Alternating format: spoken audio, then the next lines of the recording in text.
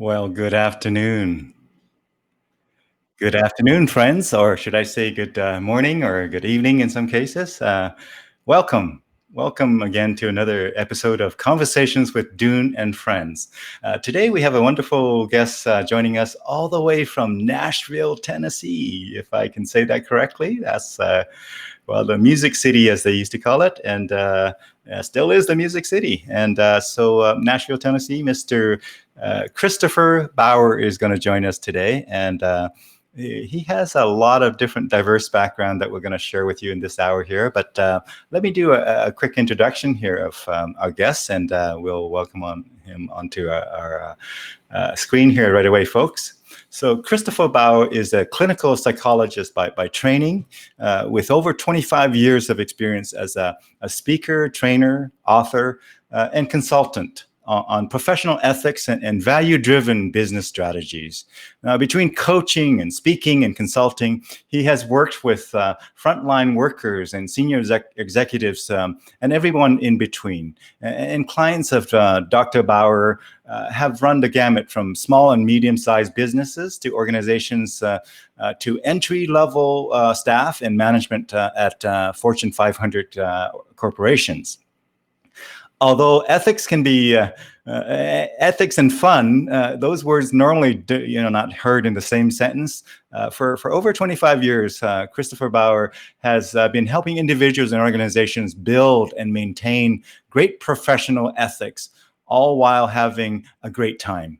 And so because of his unique contribution to the prevention of ethics problems, Dr. Bauer has been recognized with the Certified Fraud Specialist designation by the Association of Certified Fraud Specialists. Additional information on Dr. Bauer's ethics program can, as well as the free subscriptions to his weekly ethics thought, are available at his website, www.bauerethicsseminars.com. And it will be in the advertising post there if you refer to that, as well as on the video description as well. So in addition to his speaking and training work, he maintains a second and third career.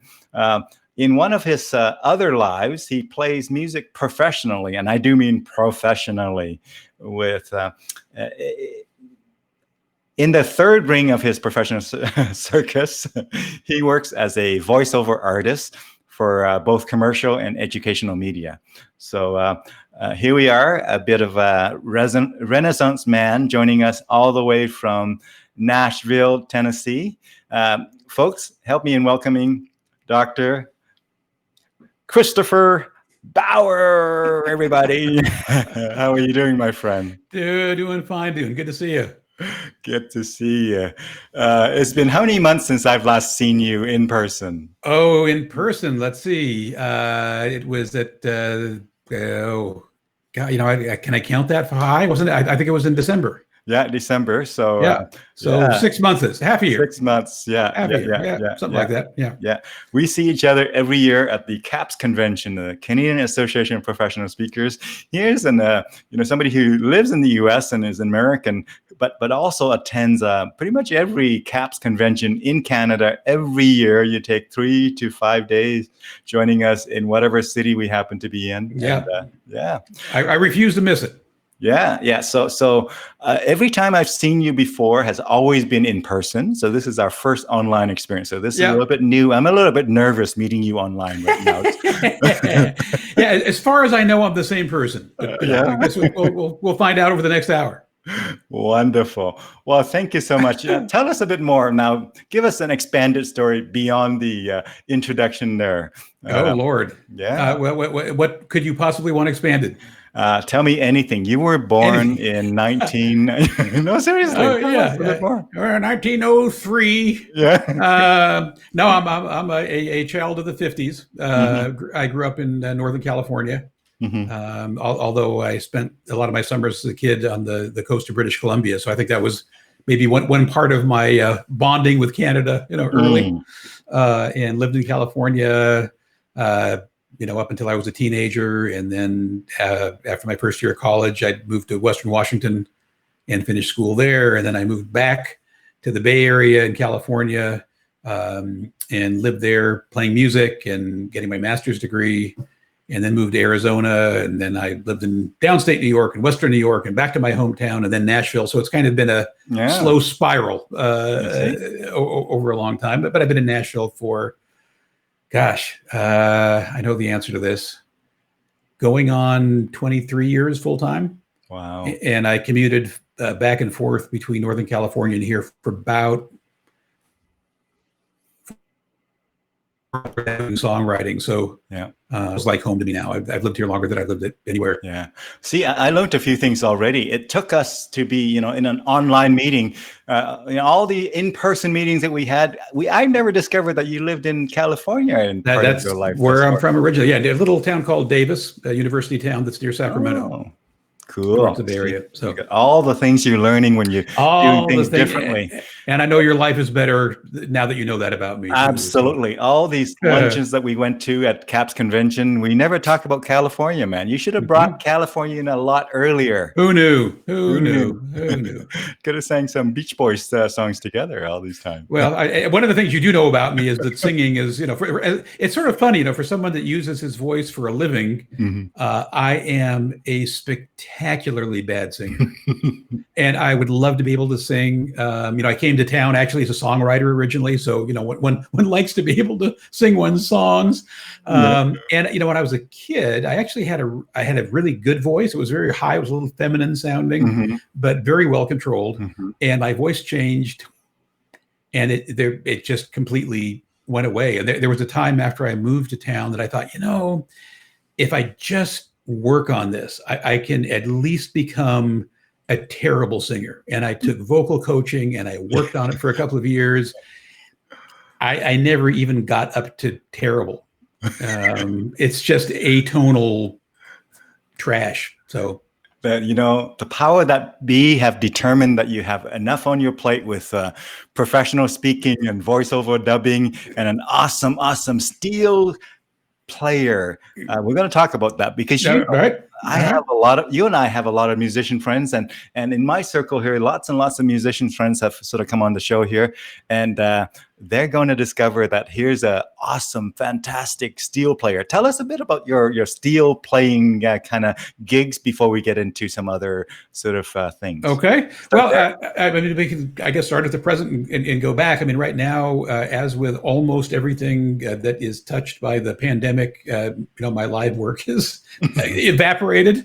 So at this point, I've always done fairly steady stream of session works. The difference is that now I'm just doing that and not doing anything in the way of live performing other than a couple of outdoor socially distanced shows coming up. Last year, I when I wasn't speaking, I was on the living in a bus backing this guy John Schneider. Some people may remember from TV more than music, although he had actually quite a good music career some time ago. Mr. John Schneider, the Duke, one of the Dukes of Hazzard. One of the Dukes of Hazzard. And again, a lot of people, don't realize that he had, quite a good music career back in the day. Actually, it's funny. One of the stories he used to tell on stage, one of the few things that he talked about regularly was, the one song that everyone remembers him for is the theme from Dukes of Hazzard, which in fact, he didn't actually sing. That was a Waylon Jennings song. And then everyone remembers his hits, which there were actually quite a few of, but no one knows it was him that sang them. So he did that last year, and then a little bit of into the session work locally, and playing with a few other local bands. And then before that, I've kind of been a mercenary, playing with a bunch of different, usually 3 or 4 different artists at a time, playing some combination of pedal steel and non-pedal steel guitar and dobro and lap steel and sort of slidey stuff. Yeah, if somebody needs one of those, there's very few around town that you can. I know someone that does that. Yeah, there's very few. Actually, there are a couple of really good players in Edmonton. Yeah. Us guitarists are dimes a dozen. Sorry, guitar friends, but there's a lot of us out there. yeah, not that many steel players, but then again, not that many people want a steel player. So in terms of ratios, it's probably not all that different. Yeah. But a bunch of great steel players in Canada, and again, a couple of them right there in Edmonton, where you are. Yeah, yeah. Tell us about this thing that you offered up about doing kind of soundtrack for people. Do you want to share that at all before we get into Oh, some other stuff? yeah. I mean, like almost everything in my life, it's something that I kind of just slid into sideways. And again, that's been a constant theme for me in every one of my professional endeavors. This is no different. I got approached by someone a few months ago who was doing a podcast Mm-hmm. and just needed a quick sort of introductory theme. Mm-hmm. And I did that for them, and that led to someone else wanting one. And then I thought, I mean, I might as well put that out there as something that I do. Mm-hmm. And so I've not done a ton of them, but they're starting to come in somewhat regularly, and Yeah. they're quick. I mean, as themes tend to be, 10, 15 seconds, typically 20 to 30 seconds is long for that kind of work. Mm-hmm. But something to lead the program in, lead the program out. Mm-hmm. Sometimes I do bumpers where there are programs that are sponsored that need some kind of a transition to or from, say, a commercial. And then I'm also doing some stuff with speakers doing walk-on music Yeah. who want something that is royalty free. Yeah. And those are typically, 30 seconds to, again, 2 minutes is long, usually 30 to 60 seconds for walk-on, walk-off music. Yeah. So that's been kind of a fun thing to do in addition to the overdubs I'm doing. That is walk on, walk off, not to be confused with wax on, wax off. Right. That's a different deal. Yeah, or waka, waka, waka, waka, waka. Yeah. Now, and again, those are being used, of course, for virtual presentations because, I know some people doing some live programs, but really pretty much all of us are working virtually at this point. But the nice thing about digital music, right? You can place it live or online wherever you need it to be. Yeah. Awesome. So doing that, and then I've always done a lot of mostly pedal steel, but some dobro overdubs. Mm-hmm. And now with the pandemic, there are a lot more people writing a lot more songs at home, it seems. Mm-hmm. So I've been doing more of those recently, and those are fun for me, and those are done internationally. I mean, there again, one nice thing about working online is people can send me a track from anywhere, and I can do an overdub for them. Mm-hmm. Yeah. So let's sort of go back a little bit further. So we started at the present time here as we strap ourselves into the Back to the Future time machine and dial in. Or you do want to dial in Dr. Bauer or Christopher? Where do you want to go? Let's go back to I don't know. How did you get started into speaking? Like you were doing some psychology work and whatnot. How did that conversion happen? Well, into speaking again, entirely unplanned. I don't think I could have ever planned to start speaking, and I certainly could not have planned to start speaking on the topic that I've spoken on because simply it's a ludicrous thing to try and make a living doing because it's a topic no one really wants to hear about. So, so the Reader's Digest version of this. So, my formal training, as you mentioned, is in clinical psychology, and when I was in clinical practice, again back in my hometown in California, I had yet another happenstance thing. I had a bit of a subspecialty, again quite unplanned, working with other professionals. So. Other healthcare providers, mental health care providers, attorneys, law enforcement. And a good number of those were people that were involved in some sort of ethics-related issue, often related directly or indirectly to why they were seeing me. And through that, I got involved in some ethics oversight kinds of work, ethics review committee stuff. And one day someone said, hey, would you come talk to our group about ethics? And someone in that audience said, hey, would you come talk to our group about ethics? And it just kind of morphed into something that was something I did somewhat regularly, which I kept doing, as I was transitioning to moving to Tennessee. And worked again, once I moved in Tennessee, I was doing songwriting, but also doing administrative work in community mental health and doing these ethics programs, as a fun paid hobby, basically, although I was doing more and more of them. And when that administrative job came to an end after 15 years, I went overnight from being a very intentionally part-time speaker to being an entirely unintentionally full-time speaker. And, that's how it morphed. I think a part of what made it work is, frankly, that I don't have an ethics background in the usual sense. I'm not a philosopher. I'm not an ethicist. I'm not an attorney. And those are sort of I'm not someone who's a prosecuted fraud offender. And those are kind of the big four talking about ethics. Yeah. So I come at it with a different lick, but it really comes pretty directly from my cognitive and behavioral psychology backgrounds. Yeah. So I can give people, practical material that is different in content and Lord knows different in presentation style than what most people get. So I think it was refreshing for people to hear different material in a different way. In other words, let me see if I can approach this. It's almost like you approach it from the inside out rather than outside in. Outside in would be from a law perspective, from outside forces. You sounds like you approach it from a internal to me. What are my thoughts? I just realized I'm holding these blocks here, up here, but green and red. But now you probably have read something in it that a lot more about my psychology now than you used to. So that might be another thing. I'm off duty. You're okay.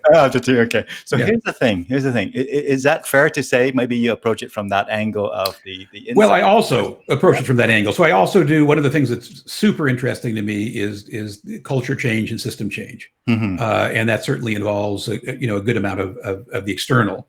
But the foundation of what I talk about, typically what I'm most often asked to talk about, are things like recognizing the kinds of red flags for ethics risk that are basically hiding in plain sight that we walk past each day and don't recognize as an issue. And so much of that has to do with our internal psychology. So I talk a good deal about, what are the things we tell ourselves that either keep us from noticing ethics risk in someone else, or more importantly, I guess not as importantly, but more importantly, keep us from recognizing ethics risk in ourselves. And that certainly is an internal thing. So from that sense, yes, you're absolutely right.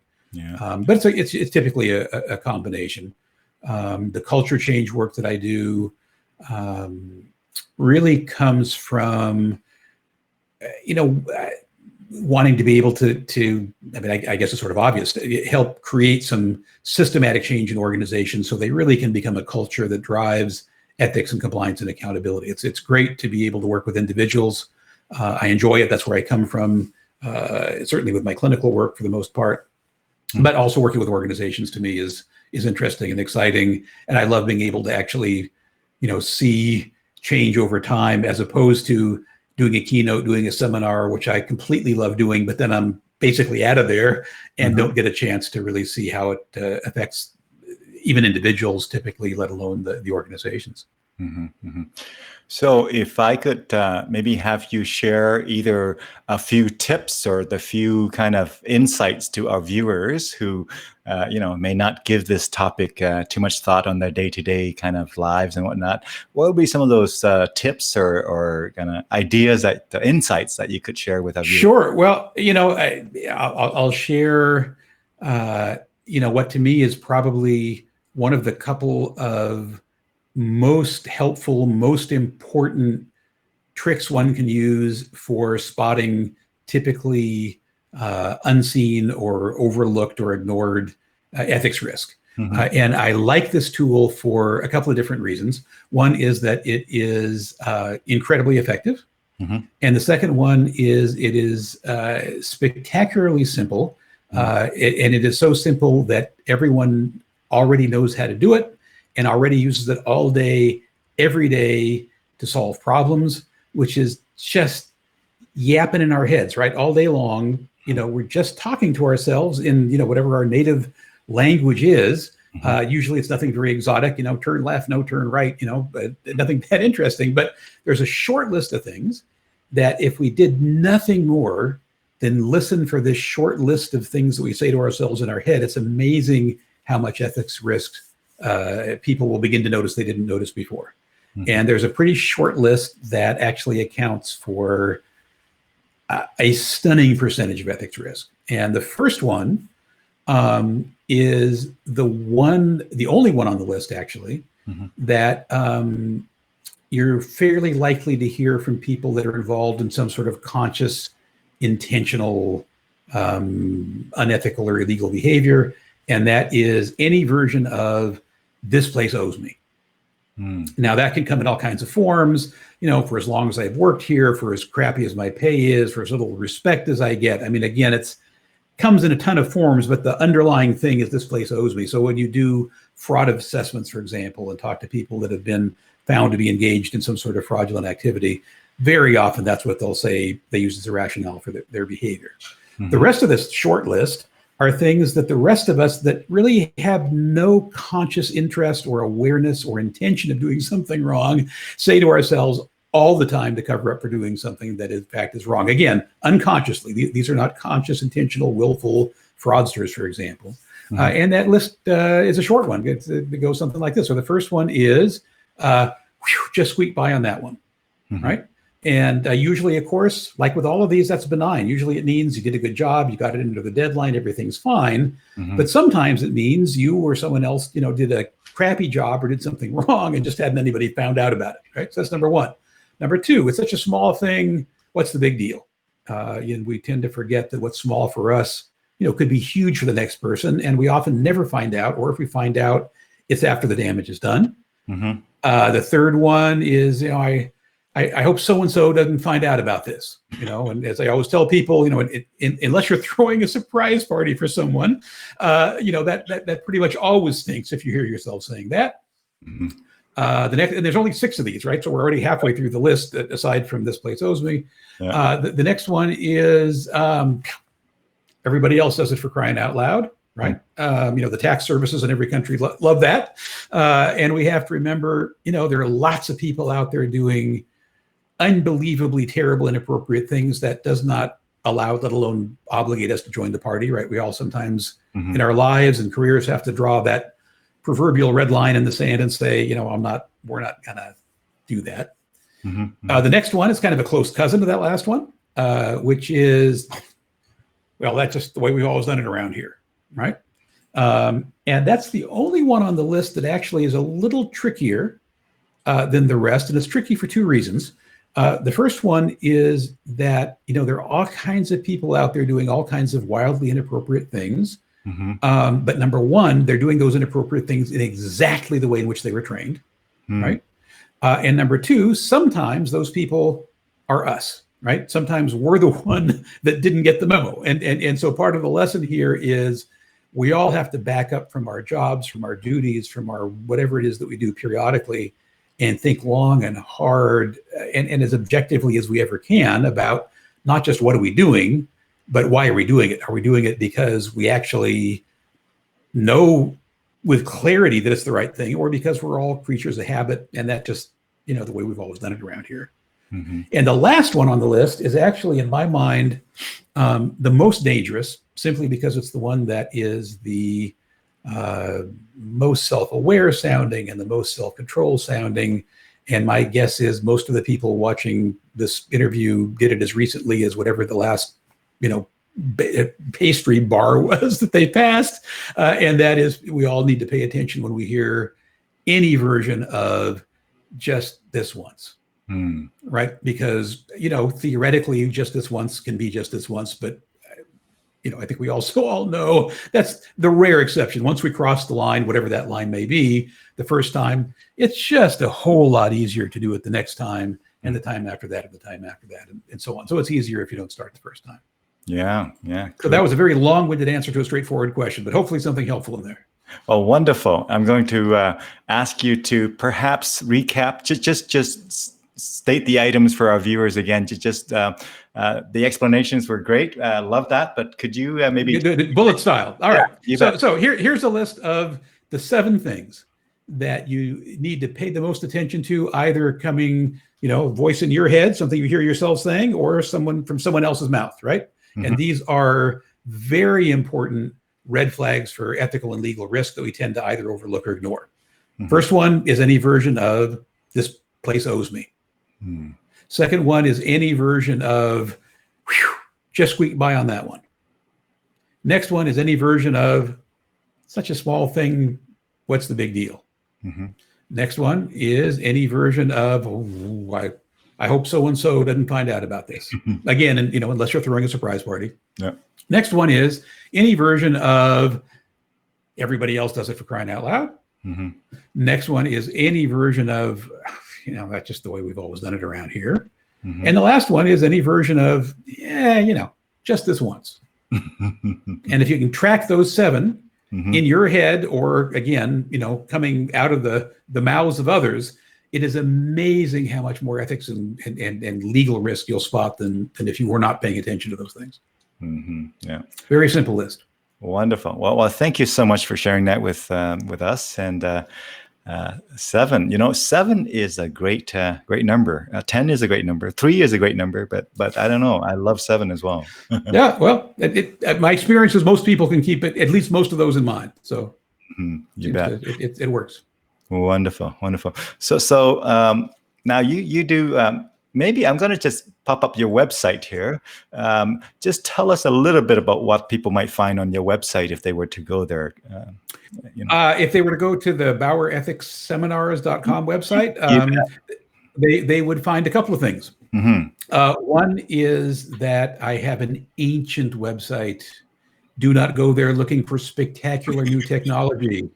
It looks like it was made before websites were even possible to be made. So, you can avoid the shock of seeing that when you get there. But if you actually look at the content, you'll see, number one, some videos of me on stage, going to see, kind of how it looks in real life when I do what I do. Mm-hmm. There's some descriptions of my programs, at least sort of the default setting. I get asked to do a lot of different programs, and I customize to a fair degree for different programs, but it'll at least tell you the things I'm most frequently asked to speak about and what I most frequently cover.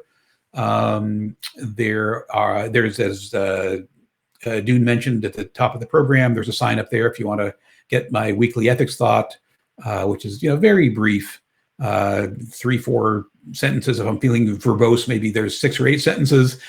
Comes out usually Monday evenings every week, and it's on about roughly a 2-year cycle. It comes around again with some new ones going in, old ones dropping out.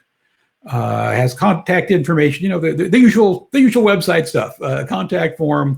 One of the things that it does not say explicitly, which I guess is worth mentioning, is that, again, particularly since the pandemic, one of the things that I'm doing now, much more than I was doing before, are virtual programs. In the pre-pandemic days, if I did 2 or 3 a year, that was a lot. And now that's mostly what I'm doing. So, if one of you out there is interested in a program or knows someone else who might be, even though it doesn't, again, at the moment, explicitly talk about it on the website, I'm happy to do virtual programs to you wherever you or your audience might be.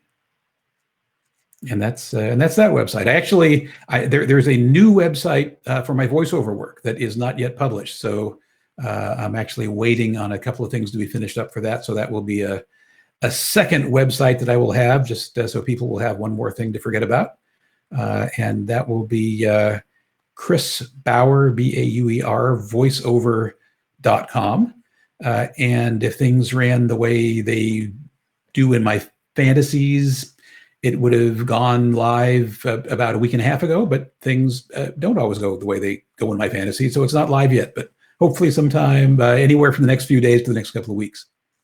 Oh, and all right. Well, thank you. You're reminding me. Yes, on the Bauer Ethics Seminars website, there's also an order form for my book, Better Ethics Now: How to Avoid the Ethics Disaster You Never Saw Coming. Second edition, which is a little ancient. It's due for a brush up. Some of the data in there is now a little musty. So edition 3. One of these days, the ideas in there, though, I'll still stand by. They may be refined in the meantime, but have not fundamentally changed. So that's the website tour, by the audio tour, the audio guide. Cool.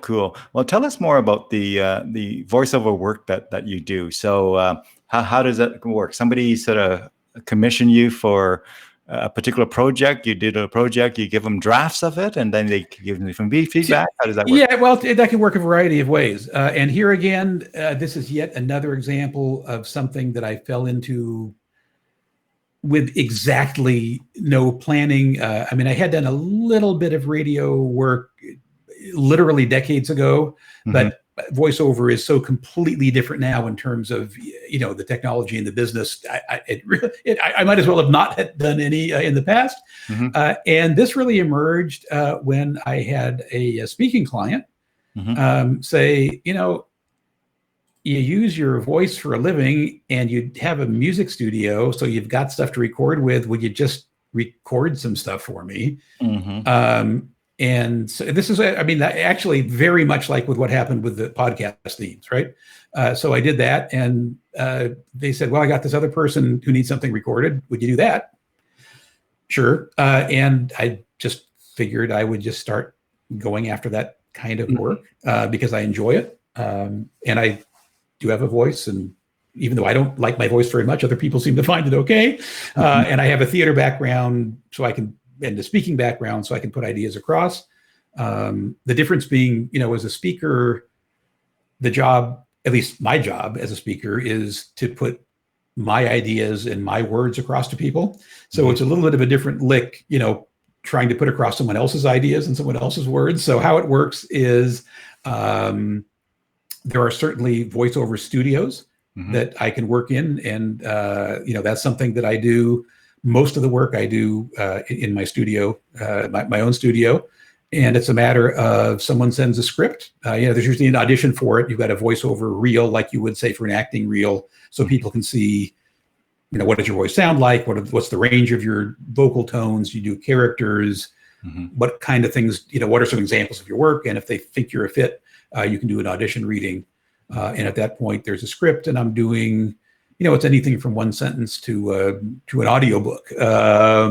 And at this point, I'm not doing audiobooks. I may do them eventually, but I'm doing, you know, short form stuff. So e-learning stuff, some ads, some parody ads. Actually, I've done recently. I just did yesterday something redoing an ad from the 70s that's going to be in the background of a film.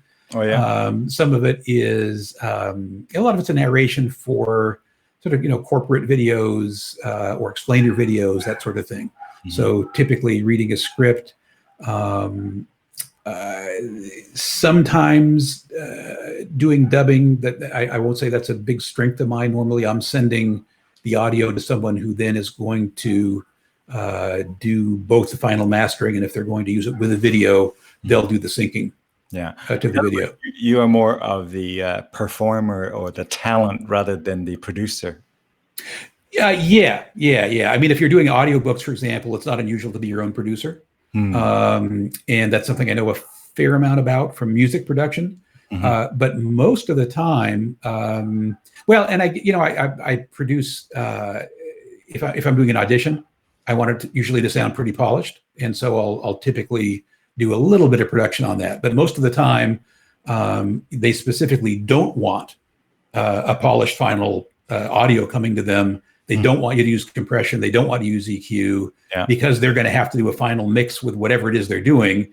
And if you've already, particularly if you've compressed it, but also if you've added EQ, it's much harder for them to seed it in whatever the final product is. Yeah, wonderful. Now, I know when I ask if you have any videos that you want to share, you say, well, let's talk rather than sharing a lot of videos, but I'm going to ask again. Oh, all right. I know there are videos on your Facebook page that I think they're great. All right. Well, you mentioned one earlier. I guess it is certainly possible. There are people watching this that don't actually know what pedal steel sounds like. So you found one earlier either on Facebook or Instagram. I don't recall which. And if you can bring that up, it's actually from a live show that I did here in Nashville. Doing a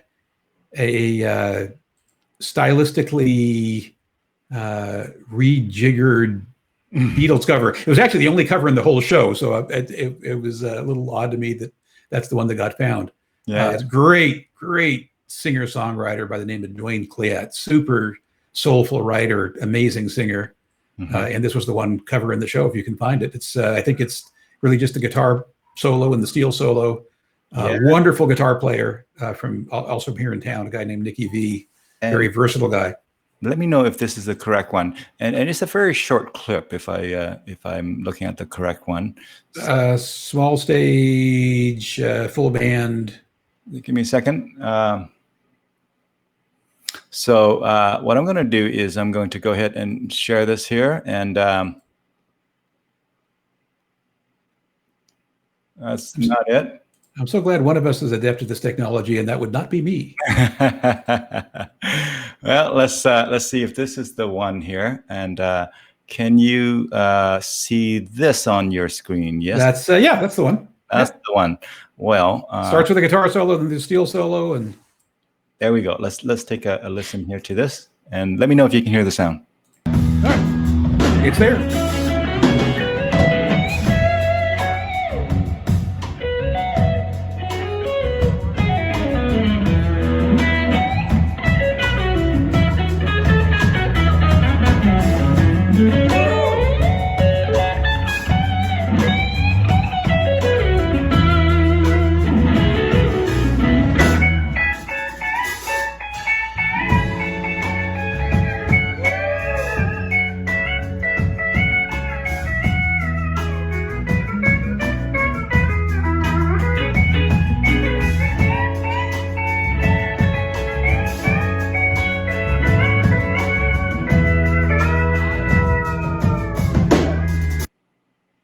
Cool.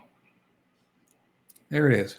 Fantastic. So that's steel guitar, but you also play the lap steel in all the different formats. Yeah, I mean, again, a lot of slidey stuff. So mostly pedal steel. Once in a long while, I get to play non-pedal, like old style, what they call console guitar.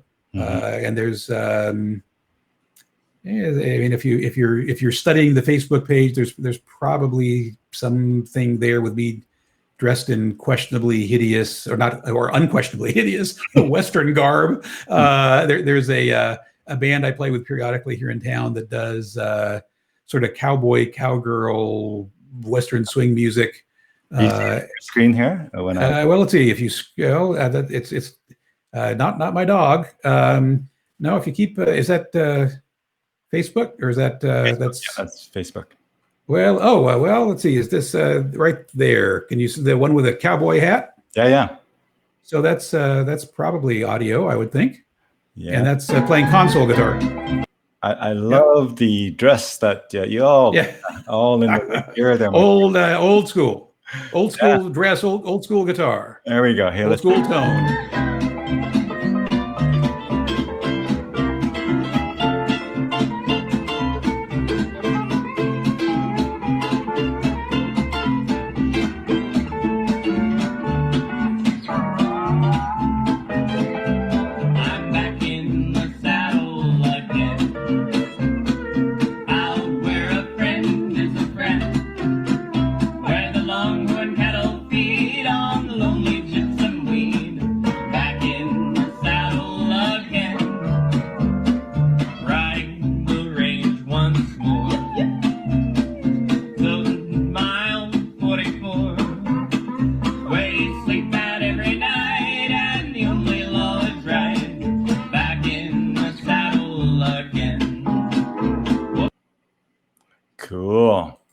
Cool. Whole different style. And I love Western swing and the really old country stuff. So it's fun when I get to play that instrument. Very little call for it, but it's fun when there's the opportunity. In fact, it is so fun. I'm willing to put on the idiotic looking cowboy hat in order to play it.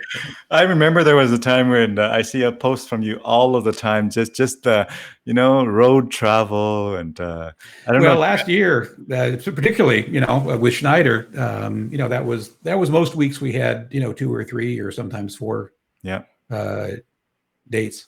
Yeah. Again, Schneider being John Schneider, one of the Dukes of Hazzard from the beloved, was it 80s or 90s? How far? 80. Well, back into the 70s. right? Yeah. See, I Yeah, in came the to end of the Canada 80s. in Yeah. 83, so 80 would be in my exposure to it. Yeah, yeah, and then again, since then, he's been another. He's small. He had a big role in Smallville, Yeah. and he does a lot of movie production. Actually, which is mainly he's got Yeah. a compound in Louisiana, just a little bit north of New Orleans, Hmm. and he does film production there and some TV production, I think. And I love it that you pronounce New Orleans correctly. Yeah, that was browbeaten into me by some locals. Yeah. So tell us a bit about Nashville. Some of our viewers may have had dreams about moving to Nashville. Some of my musician friends may have moved there and moved back, or moved there and stayed. Tell us a bit about Nashville from an insider. How many years have you spent in Nashville? Well, again, it's been going on 23 full time, Yeah. and five-ish before that. Okay. Yeah. Commuting back and forth to write songs. Yeah. So it's a fundamentally different place now than it was then, which I guess is true with a lot of people. But the recently the pace of change, the type of change is different than a lot of places, simply because the growth rate initially around the music industry in the 90s, and then with the contraction of the music industry, which has been huge, was timed with other major business initiatives here in Nashville. A lot of people don't realize that, even though Nashville is known for the music, that's always been the third or fourth largest industry in town. And with the music industry contracting and healthcare, which is the largest industry, expanding radically, Nashville is, borderline, or music, I should say, is borderline microscopic compared to the healthcare industry in Nashville now. So growing super, super fast. The music industry contracting almost as quickly. It's a great place to hear live music. It's a particularly great place to hear songwriters, even though you can't make a living,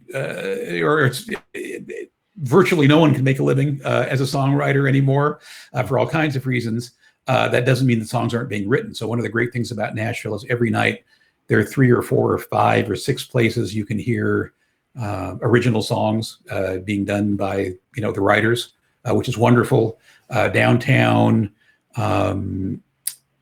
a lot of people come for the country music and are somewhere between alarmed and annoyed to find out that they don't really find much country music in town, or the country music they find is very much contemporary country music, which is sort of rock and pop music that sometimes sounds dimly Southern, but not always.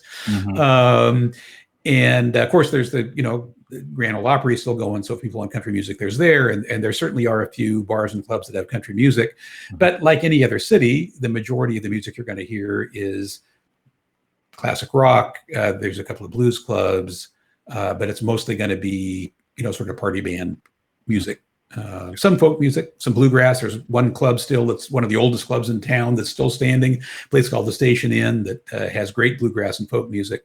But the music, the differences are that you'll see more venues in Nashville with stunningly great players playing exactly the same songs you can hear in your hometown. And the other difference for the musicians is that they're typically getting paid dramatically less than anywhere else in the world. And that's just a sort of bluntly supply and demand, that there's 1,000 great out-of-work players here in town. So they're, willing to play for virtually nothing or play for horrifically small base pay and then hope they make it up in tips. Yeah. Hey, Mr. Mudbone Roots. Hey, Mudbone, how are you? This is someone I played for, a great soulful singer, and he knows both work as a sideman and performing on his own. And we need to do some more playing. It's been a minute. And I don't know if you can everyone see his comment? You bet, everybody. So this, so if you didn't know it before, from the polka scene's killing it here. Polka band on every corner. I tell you, it's the place to be with an accordion. By God! Wow, that's cool. He's joking. He's joking. Oh, Well, actually, I don't get how much the polka scene maybe is killing it here. I have no clue. See, you could have fooled me. I was Well, into that. yeah, no. As far as I know, there's a relatively small number of polka bands that are at least doing only that in Nashville. I was going to say spotty, but that's really spotty. Now I do know there are actually a number of polka bands in the San Francisco Bay Area that play a lot. They're sort of punky polka bands, but that's a whole different deal. Yeah. So yeah, here's the mutual admirer club there. Where cool. Yeah, well, I'm a fan of this guy, but we've gotten to play 3 times, 4 times, something like that. Nice. Last time with an amazing band that he put together for a show in Chattanooga that was so good that even in spite of some unfortunate technical problems, it was still a blast. Me being sort of an outsider here, every time I hear the word Chattanooga, I think of that song by Alan Jackson. Oh, the Chattahoochee. Well, all right, same first couple of syllables, and they're more or less in the same part of the country, so you're not far wrong there. I had a period where I listened to nothing but country for probably about 6 years, 7 years. Really? Yeah. So you probably know country music better than I do at this point. Yeah. I had my phase there, country phase of life. Yeah. So tell us a bit more about your. So is there another book on the horizon? Are you writing another book, my friend? What I have to do first is revise the last book. Like I said, the data in there now, a lot of it is long in the tooth. There are a couple of ideas in there where I've changed my thinking. Nothing fundamental in there, but there's like one appendix on writing a value statement where I said a couple of things that I look back on it now and think, what was I thinking back then? And again, the basic concepts aren't different, but some of the details in terms of what I think our best practices have changed pretty dramatically. So if there's going to be another book, the first thing has to be the 3rd edition of the book that's already out there. Cool.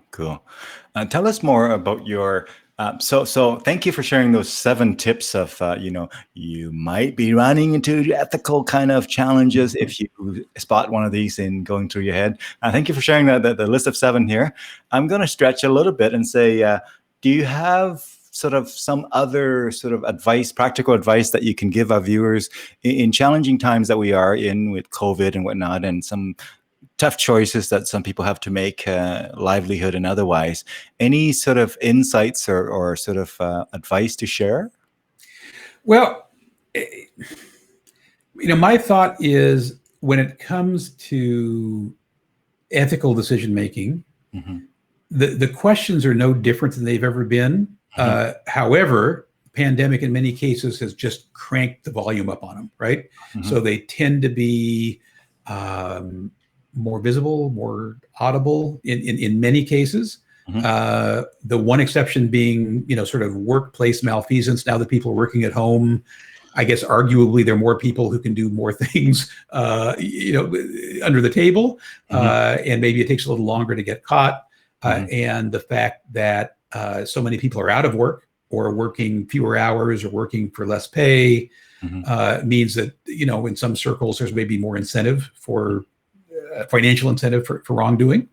But in terms of what the questions are, I think they're the same. It comes down to a few things. One is paying attention to the difference between what's legal, what's a legal question, what's an ethical question. And there are lots and lots of people who really conflate one with the other. And I think that's particularly dangerous. And that's done individually. It's certainly done at a corporate level. And what I mean by that, it's been a while since I heard the word conflate, by the way. Oh, well, glad to renew it for you. So that has kind of a lot of tendrils to it. But the one that I'm thinking of most particularly right now is a lot of people assume that if you're doing what's legal, you're doing what's ethical. And in most cases, doing what's legal is kind of the basic minimum entry, right? And One part of that is that ethics really have to do with the reason for the law to be there. Like most of the time, with relatively few exceptions, a law is just kind of a concrete example of some broader underlying mandate, right? In organizations that say, they will only accept X number of dollars from vendors or give X number of dollars to vendors, right? And that's a pretty easy rule to follow. Most organizations have them or need to have them.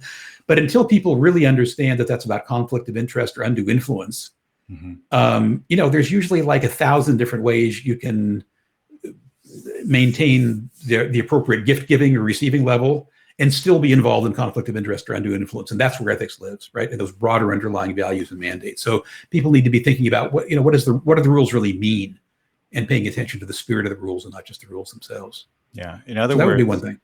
In other words, all of the principles around ethics has probably been written long, long ago, and they really don't change over time.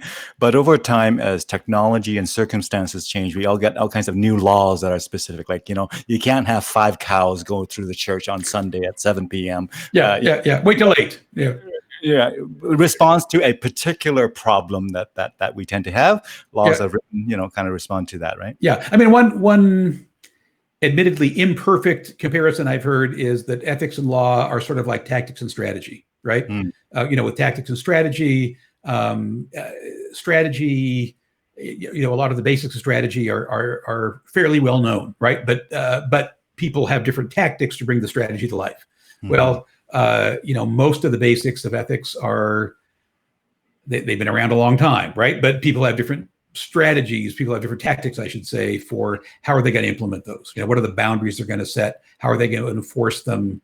Are they going to have an ethics code that actually helps people make better decisions?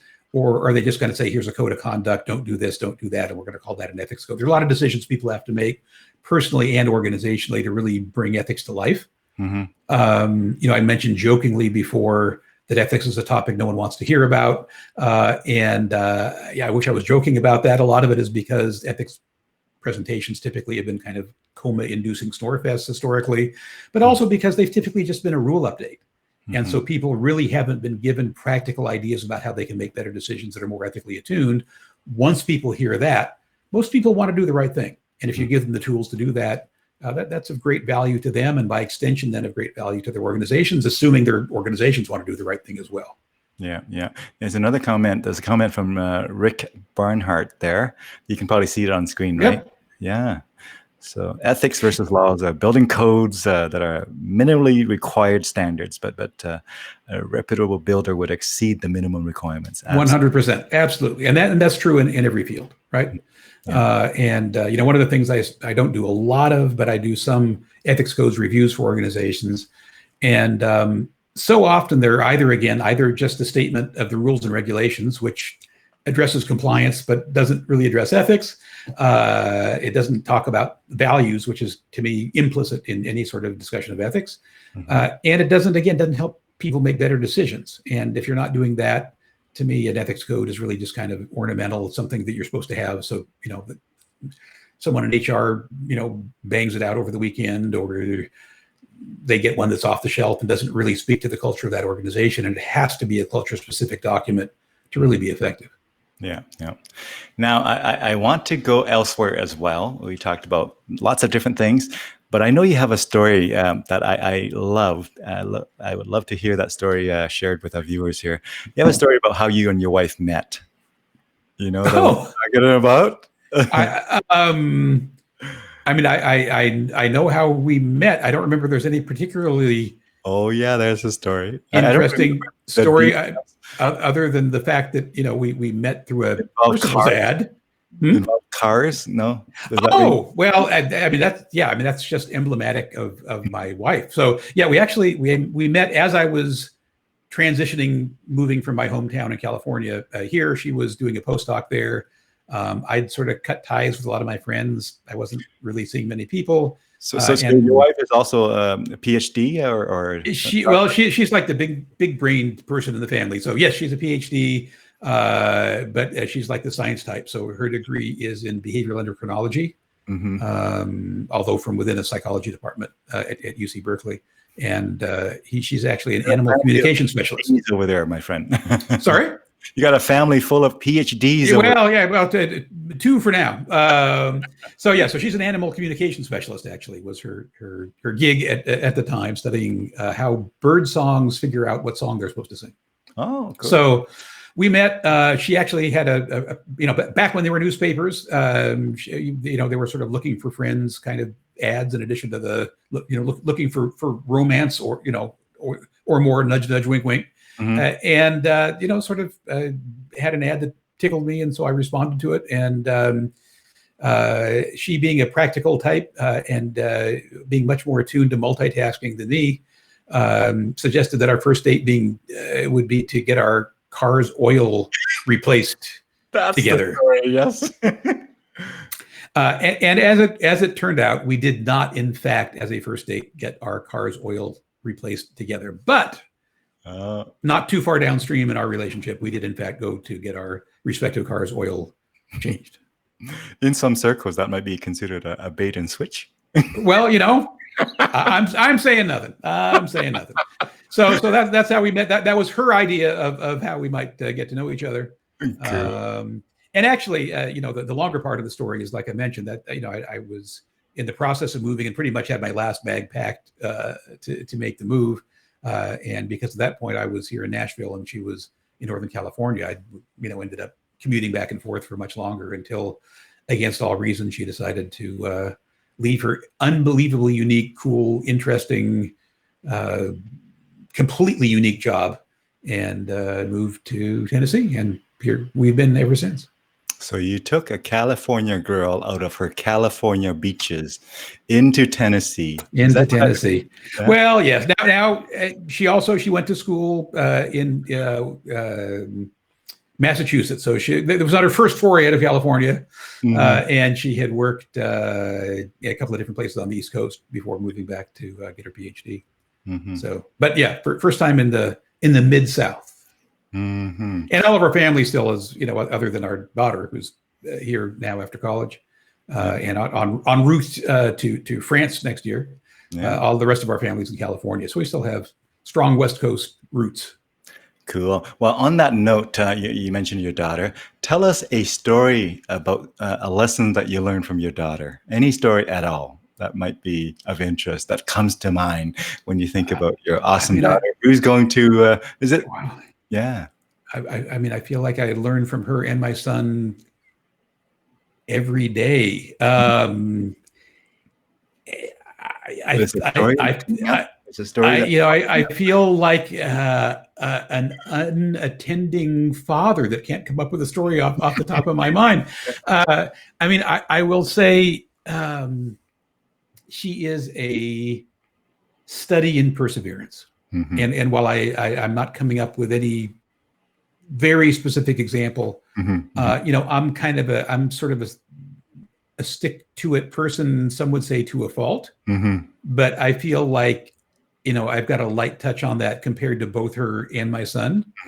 And I feel like what I learned from her every day is stick with it and you get through it, and things come to her much more easily. I have some very severe learning problems, which she does not have. And I think having those learning problems was a part of why I developed my stick-to-itiveness. She comes just by it, naturally, but she's inspiring in that way. And from my son, I constantly learn, and from my wife, learn new things. I mean, both of them are voracious in their willingness and their interest to dig deeper into whatever they're doing and to learn new skills. And that's, again, something that I do. I kind of get bored if I do one thing at a time. That's why I have 2 or 3 or 4 careers usually going at any one moment. But I don't necessarily go into them always with the intensity or the depth that either my wife or son do. And they're inspirational to me in those ways and more. But those are the two that come to mind in reaction to your question. Cool.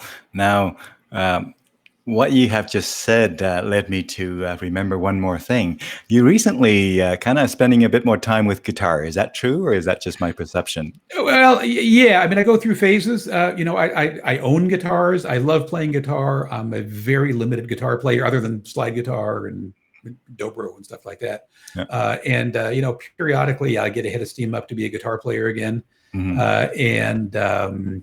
Again, in my very limited range. Now that's an example of a place where actually sort of like my ethics work. The range is narrow, but it's deep. Mm-hmm. And so I love playing jump blues stuff, which is my main background, Mm-hmm. and Chicago blues, for example. Cool. So I play a little bit more guitar, but it is primarily for my ears only. I did actually, right before the shutdown, went and played a Chicago blues jam here in town. Cool. Where I played, lap steel on maybe 80% of the stuff and guitar on a few tunes. That was fun. Yeah. But now that we're pretty much shut down, and I'm more shut down personally than the town is. Music venues are opening back up. I'm not willing to go into a crowded bar quite yet. That day may come, but Yeah. it may well be post pandemic, or at least post vaccine. Yeah, cool. So when you do play guitar, do you put on a slide thing, or do you just stick to? I mean, no. I'm just I try and play real guitar. Otherwise, I'm usually playing lap style. Yeah. Either lap steel or It's like, and even when I play slide guitar, I usually play standard guitar on lap style. Yeah. I'm a terrible bottleneck player. Yeah, Mr. Barnhart sort of chimed in. Don't be so modest. He's an amazing player. Yes, you are, my friend. Yeah. Well, thanks, Rick. About the slide, the moment you put on the slide, you're like, okay, I got to go full blown right into the slide guitar. I'm usually a different instrument. I mean, I have some standard guitars that I play slide on, but again, usually laps. And I it's another one of those examples. I have decades long intention to be a competent bottleneck style player, Mm-hmm. and it's certainly not my natural gift, and I haven't taken the time to make it be an acquired talent, because I figure I've got lap steels. I plop it on my lap and I can take it from there. Now, you've been to New Orleans before. I have. It's been a while. Tell us if somebody who hasn't been there before, what would you tell them that might motivate them to go there or not go there? Wow. See, Mudbone was on here earlier. I don't know if he's still here. He's a Louisiana specialist, so you need to pick his brain. The last time I was in New Orleans, really just to hang out, was over 20 years ago. So otherwise, I've been there any number of times since then, but it's been like drive in the bus, fly in, go to the venue, eat catering. Last time I was there, we went to like a local joint near the festival that I was playing. I for the life of me, I couldn't tell you where it was, and it was amazing food. But it is a great town for music. It's a great town for food. I love Louisiana food. I love Louisiana music. So it's alarming and embarrassing that I haven't been there for just to hang out, visit in a couple of decades.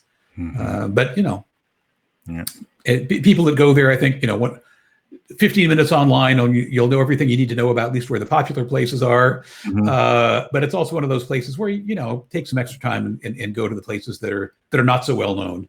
Not just the tourist places like Nashville, like most tourist places. I think I think anytime there's a large concentration of tourists, they're going to congregate in some pretty predictable places. In some cases because they're great. In some cases it's just because that's where the tourists go. And at least I like to go off the beaten track some. Yeah. Or more than some. Yeah. Let me ask you. So here's one more recommendation. If you're in New Orleans, try not to do it on a tour bus so you can have something besides catering. Got it. That's my tip for the moment. Cool. Best I can do. Hey, I think I know what the answer is, but have you ever contemplated or considered somehow merging or kind of combining the musical kind of interest and background and skills and strengths, the music thing with your training thing, with your speaking thing? Any thoughts on that? So the easy answer is yes. The longer answer is yes, and every time I've ended up with a firm no, I won't. Mm-hmm. And the longer answer still is that as recently as about a year and a half ago, a mutual colleague of yours and mine from the Canadian Association of Professional Speakers approached me about doing something jointly, using music as more of a metaphor for a leadership retreat. And we've kind of handed that idea back and forth a few times. And so far, we've done exactly nothing with it. But, that's at least something in the maybe someday, perhaps kind of we'll see category. I hear you. It wasn't love at first sight, but who knows?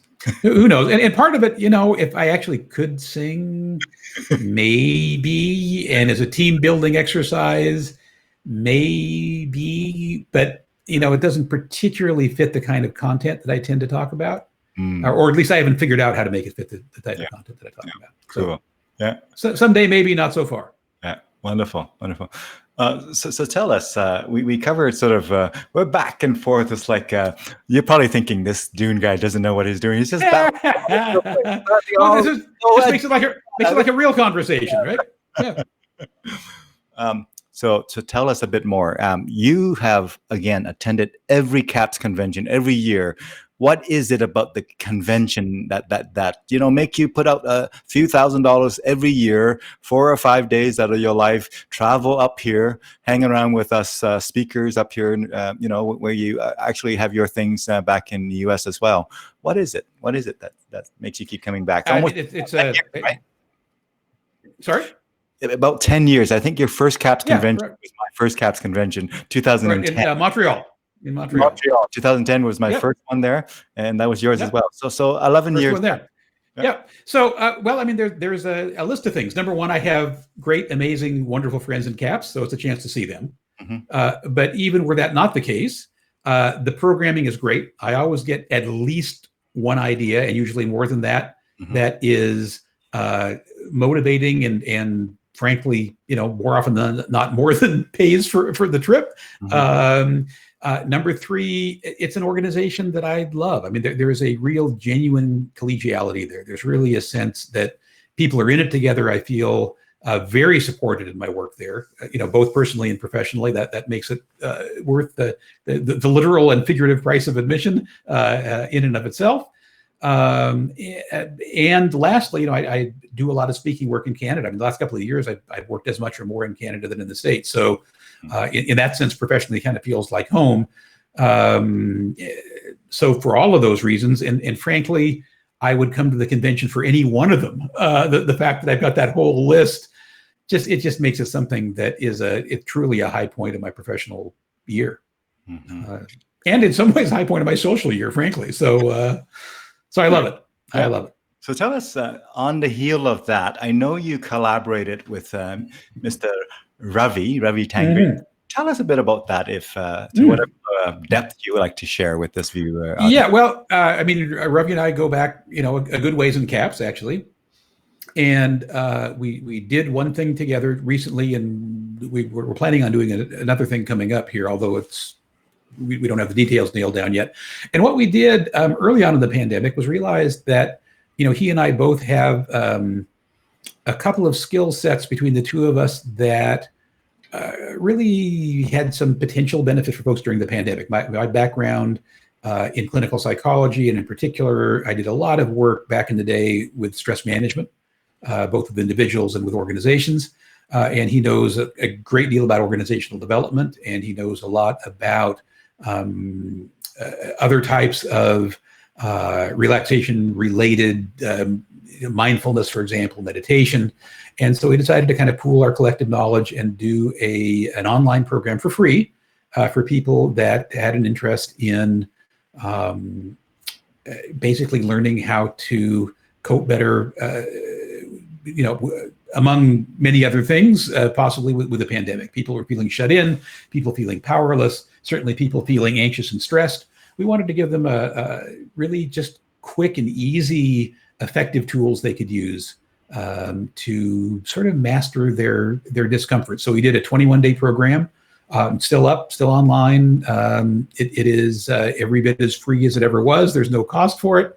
And anyone that wants US to. free or Canadian dollar free? Yeah, well, actually, it is twice, because of the exchange, it is twice as free in Canada as it is in the United States. Wonderful. And that's available to anyone who wants it. Again, there's no charge for it. 21 days, and there's a small community built around it. And Ravi and I are also available. We respond to messages. People that are in the program that want clarification of something, want something amplified, want other resources. We're available for that. And then he and I are also working on, at this point, not very clear plans to be clarified soon enough, I hope, to do some sort of a probably one-day virtual retreat on mindfulness and relaxation and gaining focus in a currently unfocused world. Right. Well, wonderful. Thank you for sharing that, and thank you for doing that work and investing in community, both in the U.S. as well as in Canada, but frankly, globally, because that's not. Say, now that it's online, and anyone, anywhere. There you go. As long as it's, people can understand English, because I presume you didn't do multiple languages. We did not do multiple languages on this one, I'm afraid. But if they have a basic grasp of English, like me, right, they should be able to use the program. Cool. Well, wonderful. Thank you for sharing that. As we round the corner here, is there a story or a sentiment that you'd like to share with our viewers that we haven't brought out yet? Dr. Well, you make me out to be so much. You make me out to be so much deeper than I am. A story or a sentiment? Well, I'm not asked that very often. And my, I'm going to feature you. I'm going to feature you, so you be like this, like all eyes are on you, my friend. This is your soliloquy, or whatever they used to call it back then. Yeah, I would tend to put the silly back into soliloquy. My mind actually immediately goes to my father, who was much better at saying this kind of stuff impromptu. And it goes in particular to something that you can find online. If you look for Herbert Bauer, Bauer, Herbert Bauer's 100th birthday celebration, there's a few of them with that title, I think, but if you look for the longer one, it's maybe 6 or 8 minutes. There are his impromptu closing remarks at his 100th birthday party, which the local community wonderfully put together for him. And there was entertainment and there were speeches, and he did this wonderful thing at the end. And at the end, he sort of wrapped it up with his philosophy of making the world a better place, which I will use my words and not his, which had to do with listen to music, look at art, read, take in the world around you, and more than anything, don't just say that we love one another, but actually love one another. And that's the secret to living happily ever after. Well, wonderful. He said it better than I did. Look him up. Look at the video. It's a cute video. I knew you had it in you. I have something in me. I don't know that was it, but check in again in another 10 years. We'll see if I have something better. There you go. Well, thank you for sharing that. Now, as we wrap this up, I'm going to ask you what I've asked some of our guests. So you are right up the alley with some of the guests there. What are 3 words that you would like to kind of have our viewers sort of keep the top of their mind as they think about, Christopher Bauer and this conversation? 3 words that you like them to kind of think about. Wow. Well, don't shoot me come to mind as the first 3, but that's probably not what you were fishing for. Wow. Really separate words. I don't have to relate. Yeah. Well, and what's the task of the 3 words? You want people to just think about these words when they think about this conversation. Think about this conversation? What do you want to impart on our virtual world out there that's listening now? Well, I so hate sounding even remotely preachy, but here's what comes to mind: promote understanding, promote caring, and promote love. Mm-hmm. You see, promote understanding, promote caring, promote love. I counted 9, my friends. You're a philosopher, All not right. an All right. accountant, apparently. Love, caring, understanding. And then 3 more words. Feel better now. Well, there's a question mark. So, all right. So it's 0.28. Fantastic. Fantastic. You got a kind of pattern going there. Promote, promote, promote. Wonderful. No, so does that make me self-promoting? I hope not. So say those 3 words again for our viewers. Now I have to remember them. I mentioned my learning disabilities earlier. Yeah. Can I remember them? Yes. You can remember them. Love. Yeah. Number 2. See, this is a test. Understanding. Yeah. All right. Number 3. And something very important. All right. So apparently they weren't words to remember me by that were very rememberable. I'll have to keep working on it. I was too focused on understanding, caring, and love. There you go. And if those weren't the 3, they're 3 that work. They were the 3. I'm just kidding. Yeah, they were the 3. Love, caring, and understanding, folks. And let's work at those things. They're simple, but they're not easy. They're not easy to exhibit. And if we can just all focus on those 3. So thank you so much, Christopher Bauer, Dr. Christopher Bauer, all from the family full of PhDs over there in Nashville, Tennessee, joining us here on a somewhat cloudy day in Sherwood Park, Alberta. How's the weather over there? Well, it's Nashville, so it depends on if you're asking at the moment or 10 minutes ago. So it was pouring when we started, and then it was cloudy, and then it was sunny, and then it was deeply overcast, and now it's kind of cloudy again. And if you asked me in another hour, I'd probably tell you 3 or 4 other things that had changed in the meantime. Yeah, well, with the cloudy forecast over there, or cloudy weather condition, and with your background, as I've learned today from California, we're going to leave you with the song from, what is it? All the leaves are brown, or something like that. So I thought you were going to do You Are My Sunshine. But no. All right. Well, thank you so much, Christopher, and for the time with us and sharing your stories and thoughts. And thank you to our viewers. Take good care of yourself, folks. Take good care of one another. Until we meet again, have a wonderful rest of your day. And thanks again Dr. Christopher Bauer. Thanks for having me, Dune. Great to see you. Good talking with you. Yeah. Bye-bye. Bye.